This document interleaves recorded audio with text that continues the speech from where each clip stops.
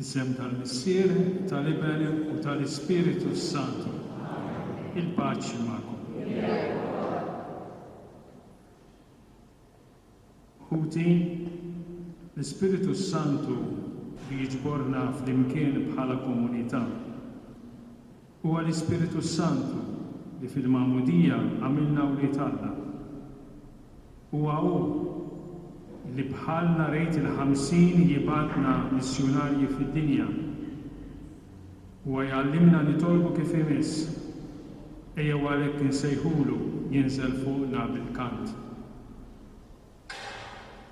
Inkantaw l-innu Spiritu Qaddis tal-Mulej.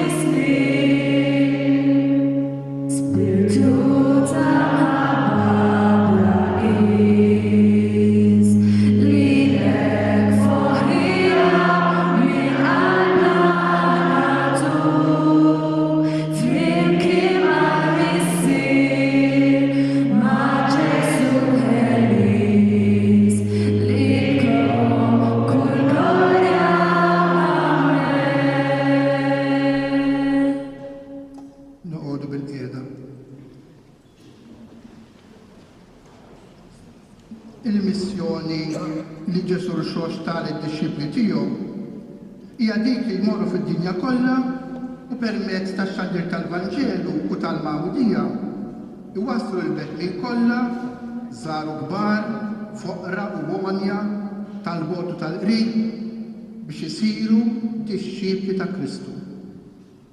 Il-lejla għalhekk se nagħmlu flimkien 3 riflessjonijiet. L-ewwel waħda dwar kif il-Mulej sejjaħ lilna permezz tal-Mgħammdija biex inkunu disċipli tiegħu. Imbagħad se nitolbu biex tikber fina x-xewqa li d-don irċevejna aħna jirċevuh il-bnedmin kollha. U t-tielet u fl-aħħar nett se nisimgħu mill-ġdid il-kman ta' Ġesu li jibgħatna missjonarji fid-dinja u nġeddu l-iva tagħna għal dan il-mandat. Għalhekk issa se nisimgħu qari b'dan il-ħsieb. Alla għażilna sa minn qabel il-ħolqien tad-dinja u ħabna tant li ħaffrilna d-nubietna. Fil-Mgħammdija sirna ta' bil-ħaq u liet maħbuba ta' Alla il-Missier. Nisimgħu dan il-qari.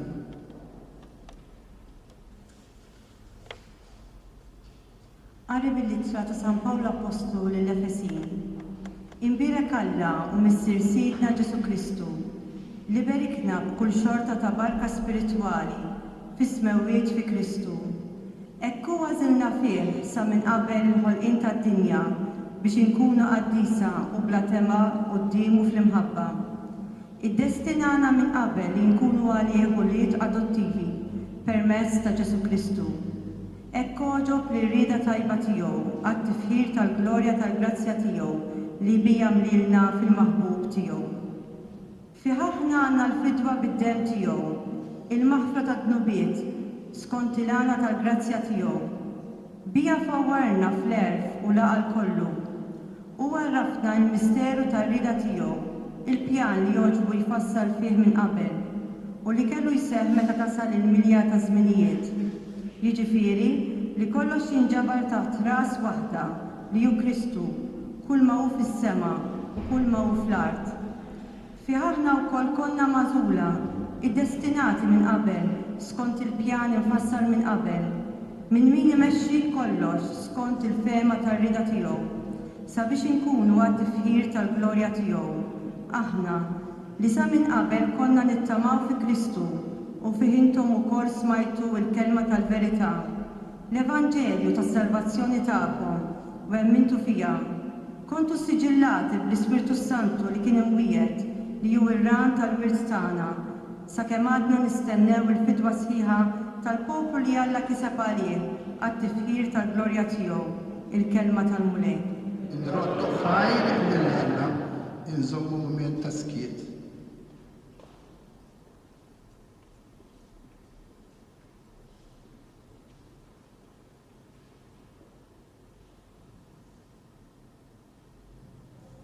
Inqum bil-wieqfa.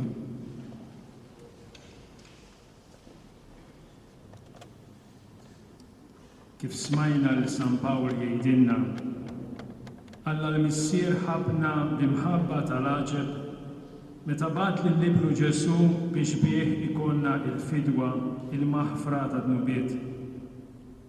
Lilna waslitilna din il-kelma tal-verità u fil-jum tal-Mgħammdija konna siġillati bl-Ispiritu Santu li hu r-ran tal-wirt li għandna niksbu għal dejjem fis-sema.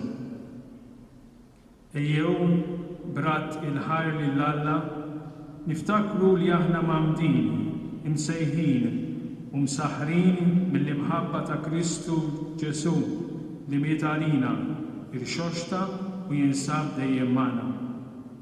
Ngħidu flimkien, infaħruk u nroddulek ħajr. Missier fil-Mgħammdija ta' ibnek Ġesu fil-Ġordan, inti wrejtna l-imħabba tiegħek għalina li sejjaħtilna mid-dlam għad-dawl. Infaħruk u nroddulek ħajr. Kristu Ġesu minn ġembek minfut fuq is-salib intajtna twelid ġdid mill-ilma u mill-Ispiritu Santu. Infaħruk u nroddulek ħajr. Spiritu Qaddis, Awwa Mibgħuta mill-Loli, inti tfakkarna fl-imħabba li rċevejna u tmexxina kuljum biex ngħixu tawliet Alla. Infaħruk u nroddulek ħajr. Issa sir it-traxxix bl-ilma tal-Mgħammdija waqt li kantaw flimkien l-innu Araw x'imħabba.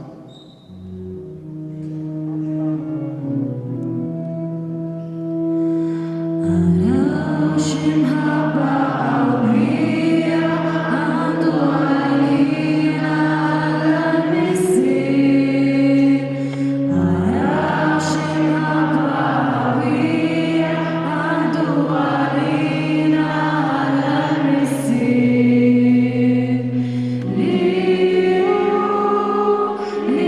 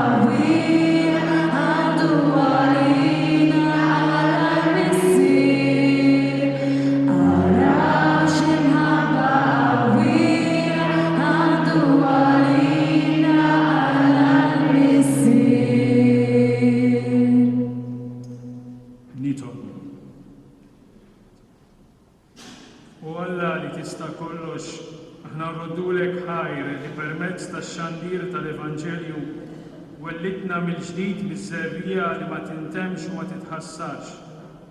Atina li maħsunin bid-demm ta' Kristu ninżaw il-bniedem il-qadim u nilbsu l-bniedem il-ġdid biex nibqgħu ngħixu dejjem skont ħajja ġdida li inti tajtna bi Kristu Sidna. Inkantaw flimkien ħdejk il-ġejt mulej.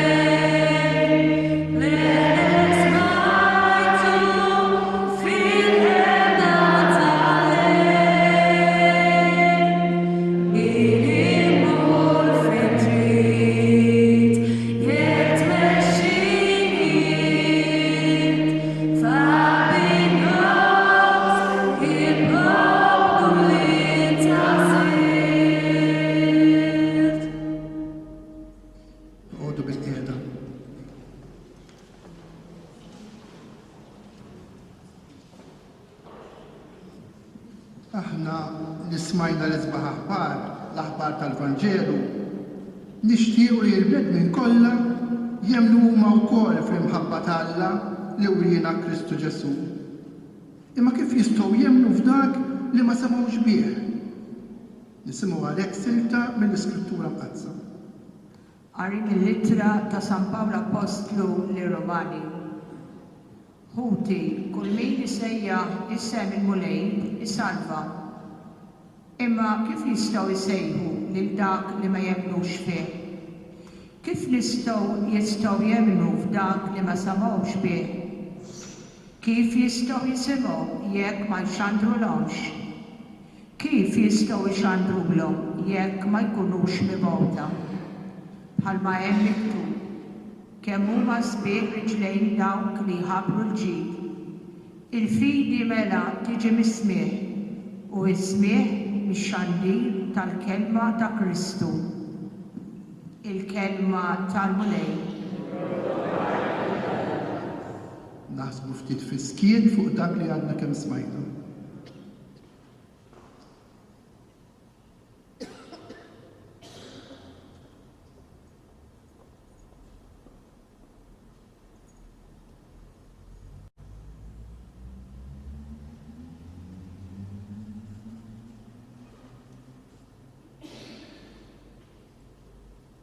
Se nisimgħu issa silta mill-kitbiet ta' San Franġisk Saverju, missjonarju u patrun tal-missjonijiet. San Franġisk Saverju jesprimi x-xewqa ta' kull min jiltaqa' ma' Kristu. Jiġifieri xewqa li kulħadd isir jaf bl-imħabba tal-Alla. Nisimgħu din is-silta.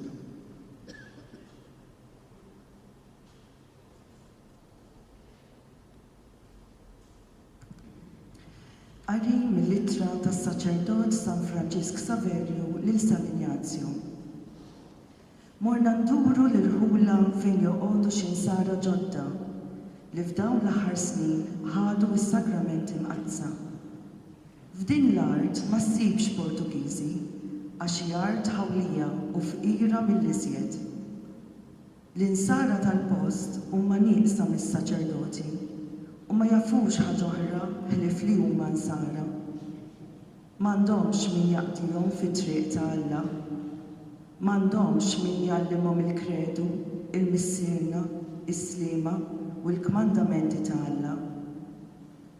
Għalhekk mhix ħin wasalt hawn ma waqaft xejn.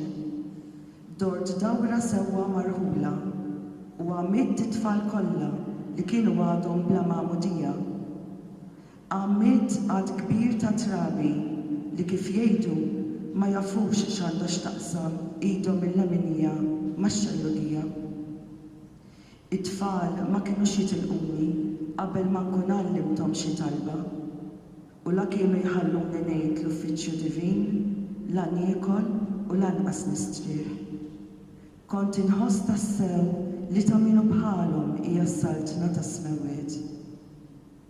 Għalhekk rajt li kien ikun nuqqas kbir tiegħi kieku kelli niċħdilhom ħaġa tajba bħal din li kienu jitolbuni. Bdejtilhom mill-istqarrija tal-Missier u tal-Iben u tal-Ispiritu Santu u ħeġġiġthom jgħidu l-kredu, il-missierna u s-sliema. Inbaħt ġden kbir għandhom.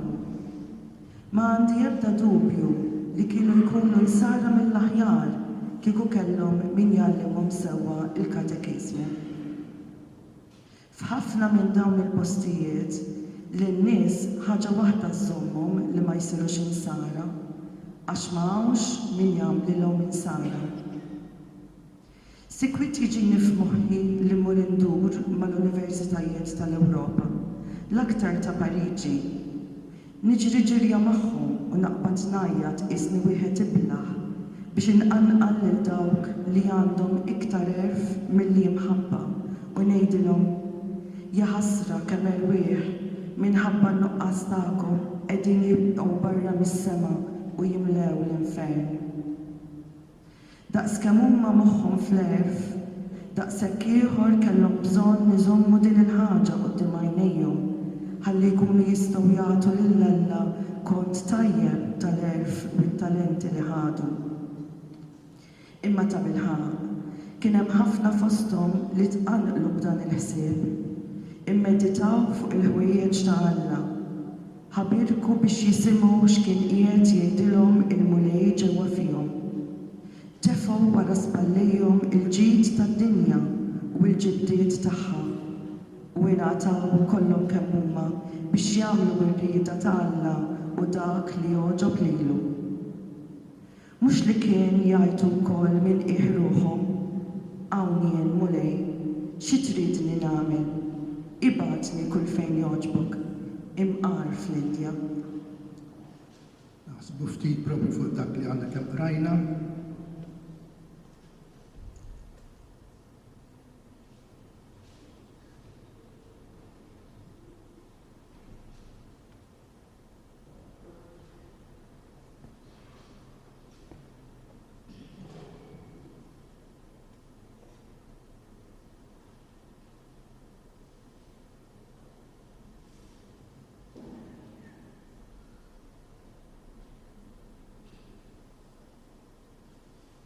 Inqmu bil-wieqfa.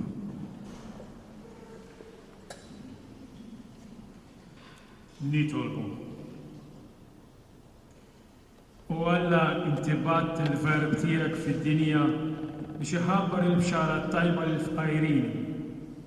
Anqal il-qlub tal-insara kollha biex iħossu li huma l-koll imsejħa ħalli jaħdmu dejjem iżjed bil-ħeġġa għas-salvazzjoni ta' kulħadd bi Kristu Sidna.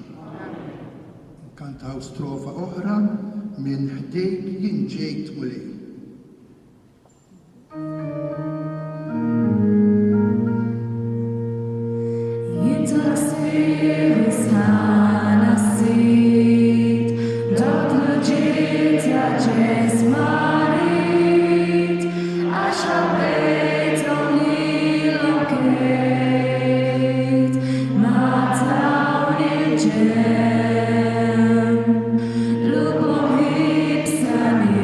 Day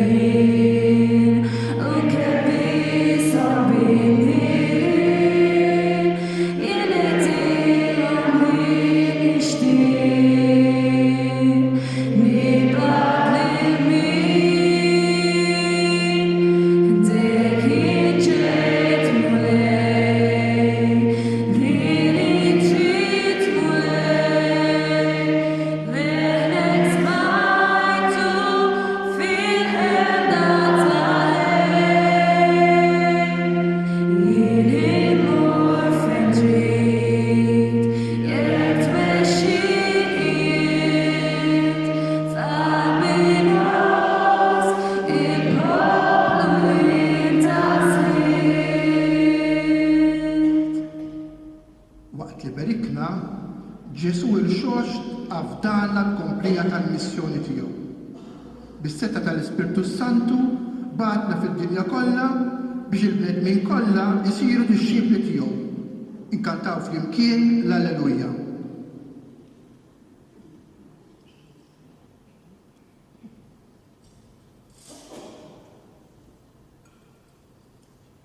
Alleluia, alleluia, alleluia. Alleluia, alleluia.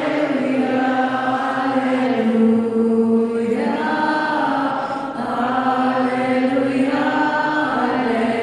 alleluia. Alleluia, alleluia.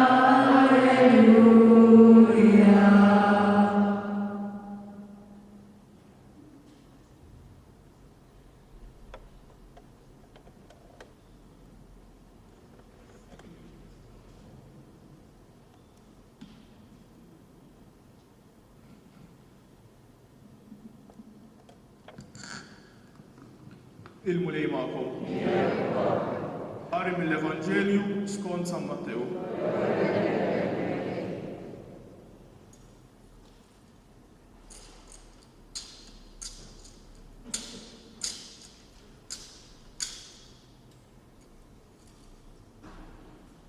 F'dak iż-żmien, il-11 dixxiplu nelbu lejn il-Galilea u marru fuq il-muntanja fejn kien ordnalhom Ġesu. Kif rawh jinxteħdu qudiemu għalkemm xi wħud iddubitaw. Ġesu resaq ikellimhom u qalilhom: Lili ingħatat kull seta' fis-sema u fl-ard.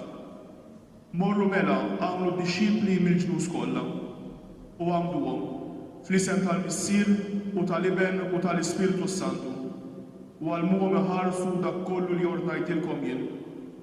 U ara, jiena magħkom dejjem sal-aħħar ta' żmien. Il-kelma tal-mulej.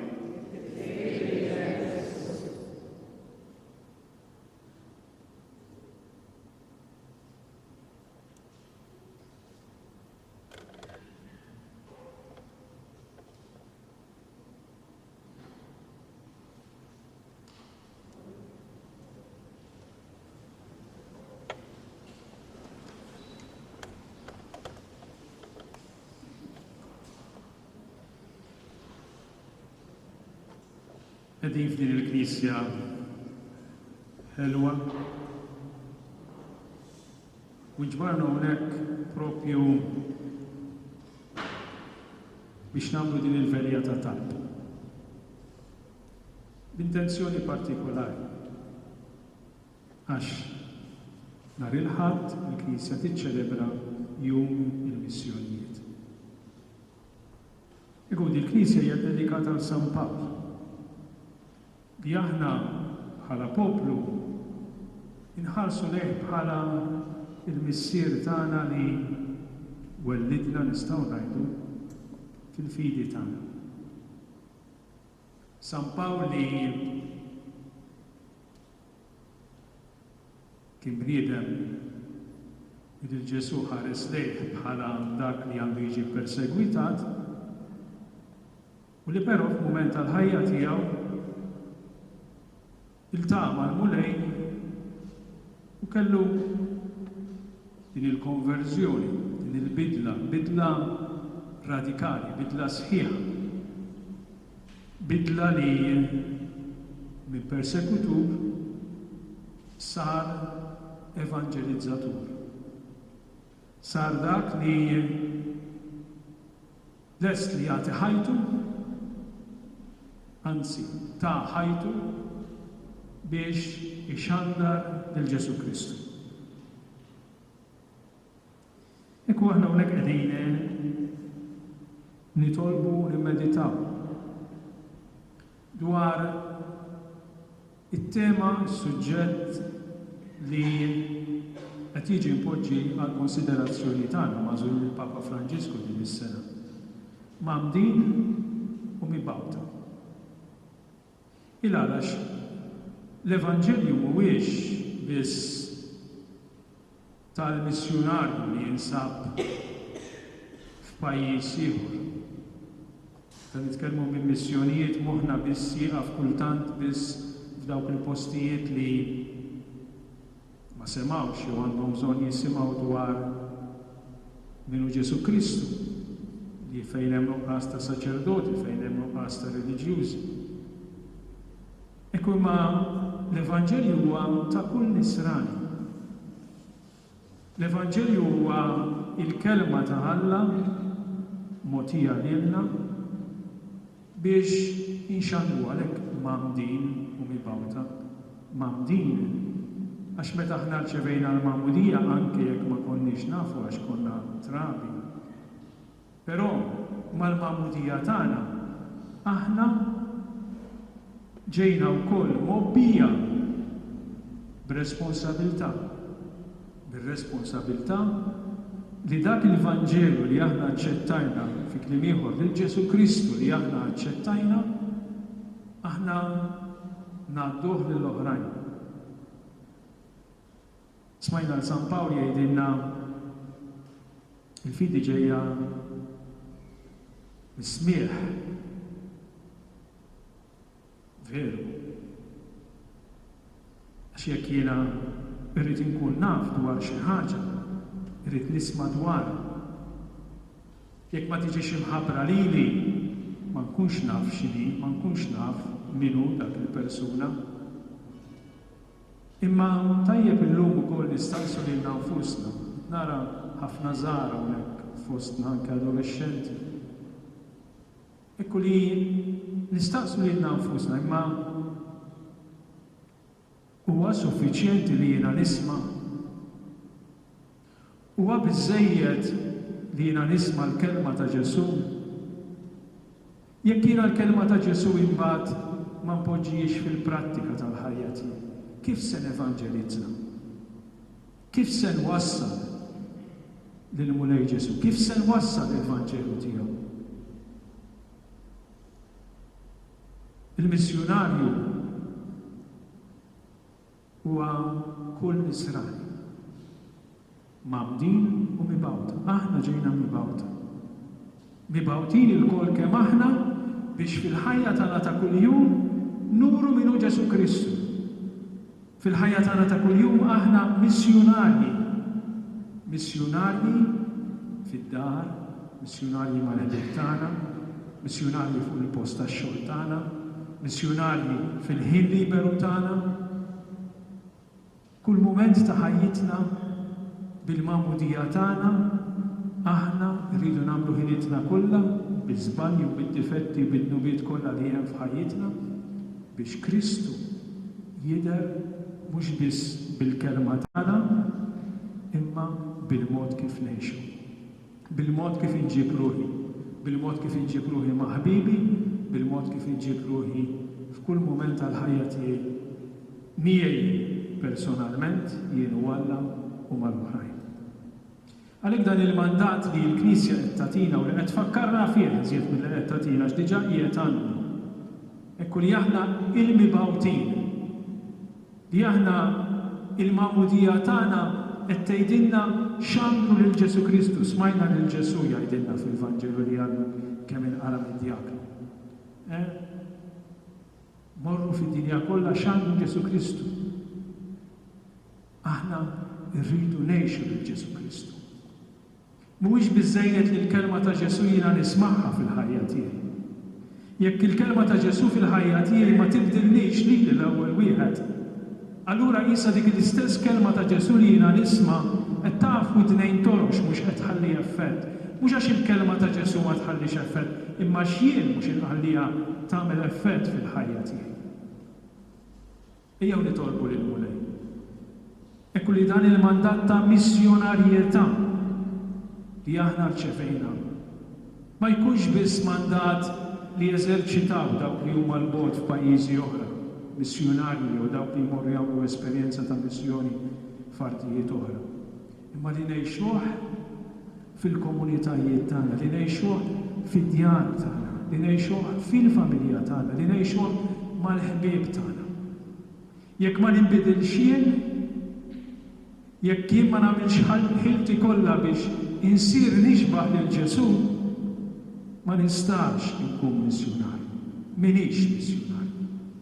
Jekk jiena ma ngħix il-Ġesu li jiena nisma' l-kelma tiegħu fil-ħajja tiegħi, nista' anzi nkun kontra xhieda tal-istess kelma li tasalli. Jekk jiena dik il-kelma ma ngħixiex jew ngħixha bil-kontra. Ejjew nitolbu lill-Mulej anke din il-ħaġa. Li fil-ħajja tagħna aħna mhux biss ngħidu li aħna Mgħammdin, li aħna nsara, imma li l-fidi tagħna, il-magħmudija tagħna ngħixuha kuljum bl-imħabba, bil-maħfra, bil-ferħ u bil-kuntentizza li jaf jagħtina Ġesu.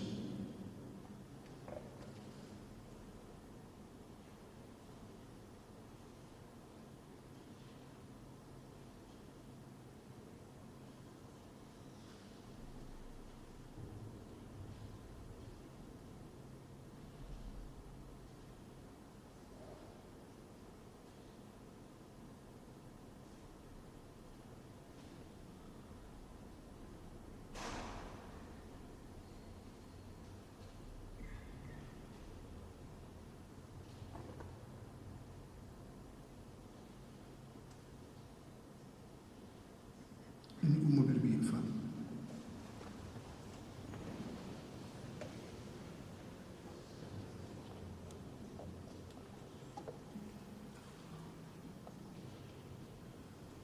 Ħuti eżis, aħna rafna l-imħabba kbira li Alla għandu għalina.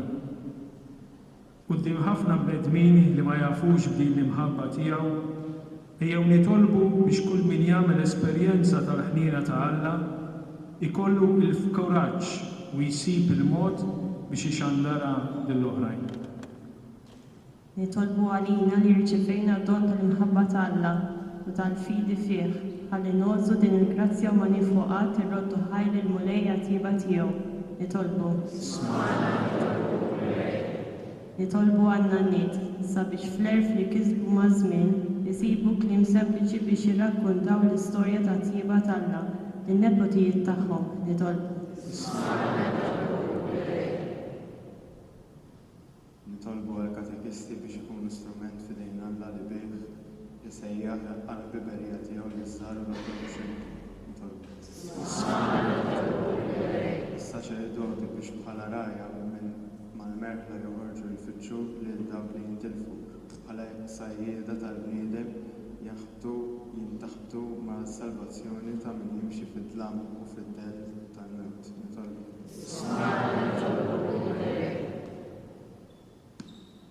Għal-missjonarji għawċin li jinsabu f'artijiet oħra, għalli jżommu ħajja fihom il-ħeġġa li jxandu l-aħbar tajba u jagħmlu mill-ġnus kollha tix-xibli tal-Mulej. Nitolbu.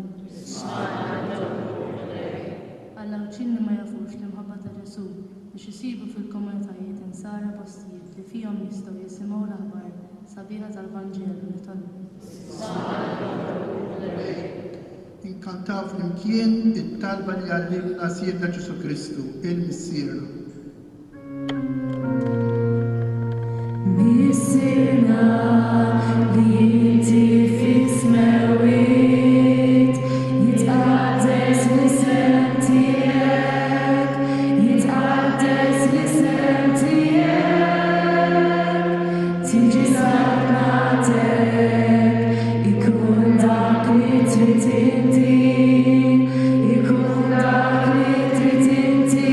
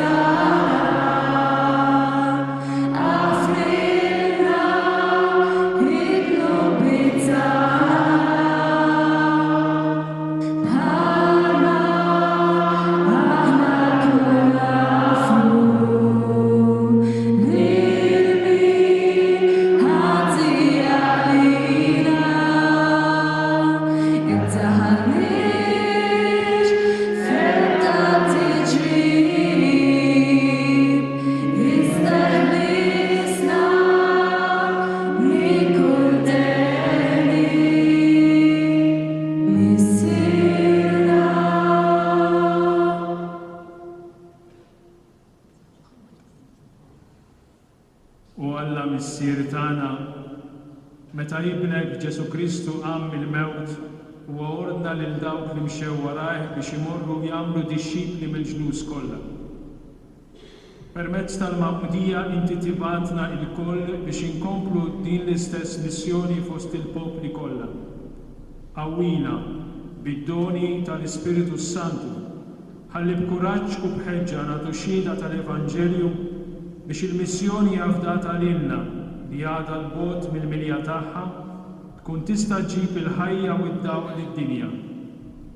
Jalla l-ġnus kollha iġarbu l-imħabba tiegħu lis-salva u l-ħniena kbira tal-Mulej Ġesu li jgħix wisal tan-nieg f'għandna mal-Ispiritu Santu Alla wieħed għal dejjem ta' dejjem. Issa ser tingħata l-barka li jenna l-kol preżenti. Il-Mulej magħkom. Alla li qiegħed l-eruq tal-fidi tagħna fix-xhieda tal-Mibgħuta tiegħu bl-interċessjoni ta' San Pawl jimlikom bil-barka tiegħu. Immexxjin mit-tagħlim u mill-eżempju tal-missjonarji qaddisin ħassiru għal ġid ta' kulħadd xhieda kuraġġużi tal-Vanġelu. Alla li sejħilkom biex tkunu werrieta ta' Kristu iwettaqkom u jisaħħaħkom fil-fidi u fix-xandir tagħha. U jberikkom Alla li jista' kollox, il-Missier, l-Iben u l-Ispiritu Santu.